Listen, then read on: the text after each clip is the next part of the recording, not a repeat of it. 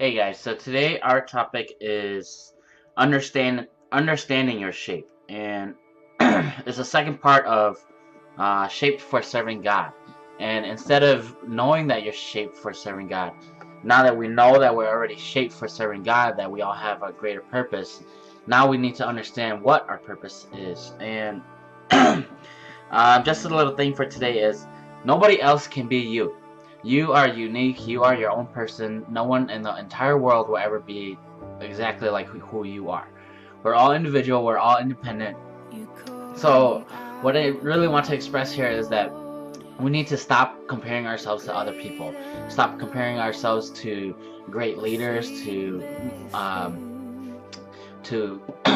whoever it is in your life. Like maybe it's another youth member that you have, and you're thinking to yourself, man, I really want to be like that youth member, but that's just not me.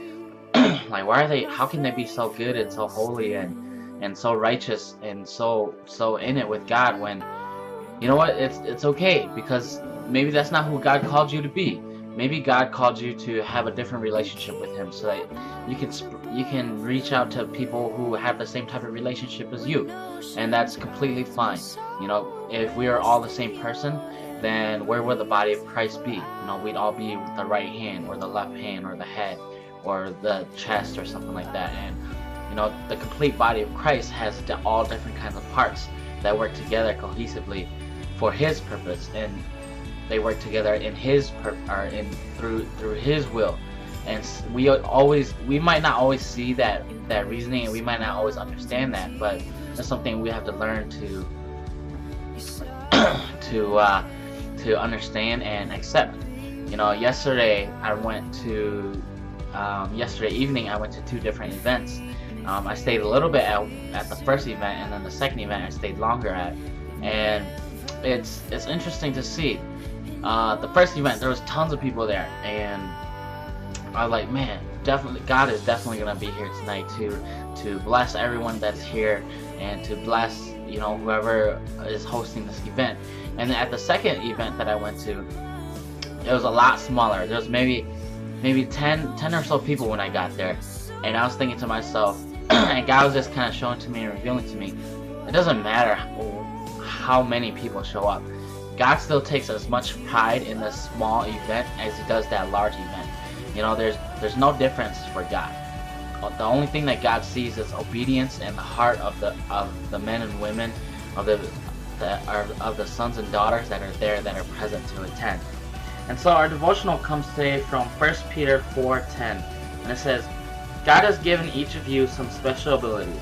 Be sure to use them to help each other, passing on to others God's many kinds of blessings. And see, so this is what I was talking about earlier, when we're the body of Christ. We all have different callings. We all have different blessings in our lives. We have to work together. We have to bless each other with whatever purpose God's given us. Say, for example, you are a really great healing prayer warrior, and that's what God's called you to do. But maybe someone who's been called to be a preacher is feeling sick.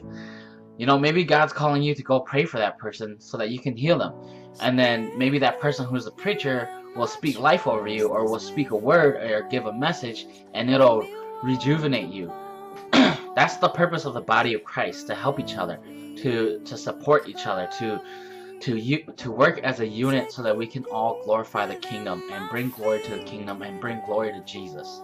And that's all we are ever called to do. That's the entire reason why we're here on this earth, to do what God's called us to do, completely and fully. Not to move of our own accord or move according to our own will, but to move according to His will. And so here's just a quick question for the day. It's, what God-given ability or personal experience can I offer to my church? Where can I serve in my church? And that's what's the most important.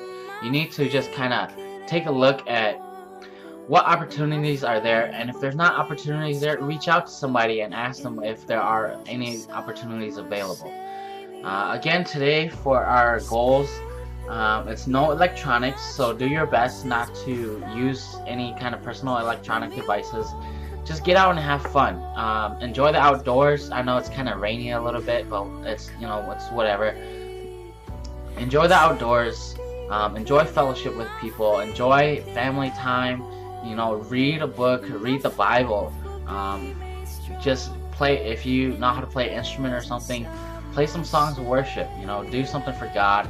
If you don't know how to play any instruments or anything like that, sing a song, write poetry, make up a story. You know, do something creative, do something fun and exciting, and something that'll give you energy that you enjoy doing. That's pretty much it for today, guys. Thanks for watching. God bless.